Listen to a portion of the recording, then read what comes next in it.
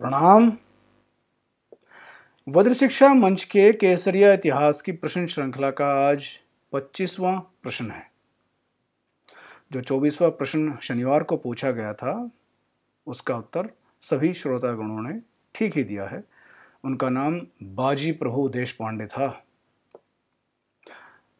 एक नन्ही सी बालिका से लेकर सभी ने ठीक दिया है उसका उत्तर। सबसे पहले अनु जी ने उत्तर दिया। विस्मय की बात है तनिक कि उनका उत्तर पहली बार विस्तार से आया है, वह भी पूरे आंकड़ों व क्रम के साथ, अन्यथा वह बिल्कुल संक्षिप्त उत्तर दिया करती थी। और जिस तरह उन्होंने अपना उत्तर लिखा है, प्रतीत होता है कि गणित या ऐसे ही किसी विषय का अध्ययन करती हैं जिसमें इतने सुव्यवस्थित प्रकार से तथ्यों को रखना होता है। आप बधाई की पात्र हैं। फिर पारस जी ने, रेणु जी ने, नीरा जी ने, छोटी सी बालिका अवनी जी ने, मनेंद्र जी ने, इन्होंने सटीक संक्षिप्त उत्तर दिया। तनिक विस्तार से उत्तर फिर उदित जी ने दिया और सदैव की भांति शिवम जी, रुचि जी और शशि जी ने पूरे विस्तार से उत्तर दिया है। तो अब आज के प्रश्न का संक्षिप्त विवरण देखते हैं। हिंदू राजाओं का युद्ध में धर्म के नियमों का पालन करने का इतिहास रहा है। कुछ नियम निषिद्ध थे, अर्थात जैसे कि पहले से ही यदि कोई अन्य के साथ युद्धरत हो प्रतिद्वंदी तो उससे युद्ध नहीं करना, पीछे से या नाभि के नीचे वार नहीं करना, महिलाओं, युद्धबंदियों, किसानों या सामान्य जन जो भी थे उनको हानि न पहुंचाना, प्रतिद्वंदी राज्य की भूमि को विजयी होने पर लूटना या वहां खड़ी धार्मिक या अन्य संरचनाओं को नष्ट करना, यह निषिद्ध था। इसके अतिरिक्त जब दिवस का अंत हो जाता था युद्ध का तो घायलों की देखभाल करना या शत्रु द्वारा क्षमा मांगने पर जीवन दान देना। तो ये तो अंतिम जो मैंने वक्तव्य कहा है तो बड़ा सुंदर इतिहास है ना। पूरे भारतवर्ष का इतिहास ही बदल गया। पृथ्वीराज जी चौहान जो थे वो अत्यंत दानी बने रहे, 16-16 बार माफ करते रहे, महान लोग थे भाई। इसके विपरीत जो बर्बर आक्रांता थे मुस्लिम, वो सदैव इन नियमों के विपरीत पालन करते थे। विश्वासघात, छल, क्रूरता की रणनीति, राज्य को लूटना, भूमि को लूटना, दुर्बल या निर्दोष को मार डालना, बहुतेरे उदाहरण हैं।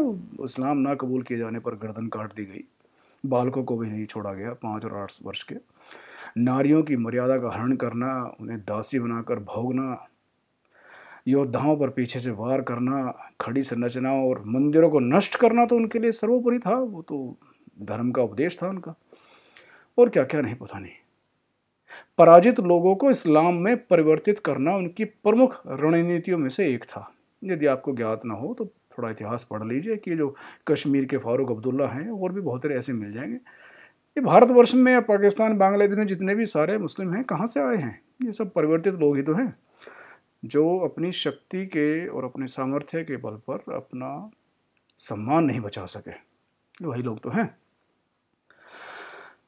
जिसे तथाकथित रूप से महान समझा जाता है, उस अकबर ने भी चित्तौड़गढ़ पर नियंत्रण करने के बाद लगभग 40 सहस्त्र निहत्थे वृद्ध पुरुषों, महिलाओं और बच्चों को मारने का आदेश दिया था। राजपूत नारियों ने, ये कोई किसी की इच्छा थोड़ी होती, जो उन्होंने आत्म बलिदान करना प्रारंभ किया था वह ऐसे मुस्लिम आक्रांताओं, बर्बर लोगों के हाथों अपमान से स्वयं को बचाने के लिए ही तो किया था, अन्यथा कौन करेगा अपने जीवन का इस तरह आत्म बलिदान। तो आप सभी ने सुना है शिवाजी महाराज ने छापामार युद्ध की रणनीति अपनाई थी ऐसे लोगों के विरुद्ध, तभी तो उतने सफल हो सके थे। लेकिन क्या आपको ज्ञात है कि उनसे पहले भी एक हिंदू राजा ने छद्म युद्ध ही प्रारंभ किया था ऐसे लोगों के विरुद्ध।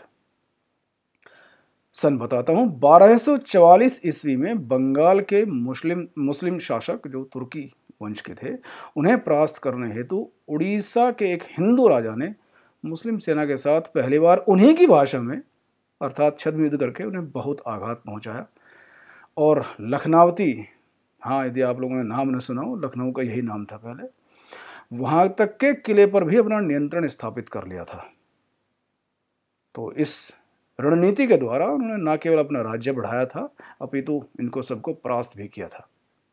जब नवाब की सेना ने आक्रमण किया तो उनकी सेना, जो हिंदू राजा थे, उनकी सेना पूर्व निर्धारित योजना के अनुसार पीछे हट गई, जंगलों में छुप गई। तो तुर्की सेना के अंदर अहम था, यहाँ हम जीत गए, भाग गए लोग। लेकिन जैसे जब वो विश्राम कर रहे थे, भोजन कर रहे थे, उन पर आक्रमण कर दिया और उनको बुरी तरह हानि पहुंचाकर परास्त किया। एक और संकेत देता हूं, उनकी मां चोला साम्राज्य की वंशज थी। प्रश्न तो समझ ही गए होंगे आप।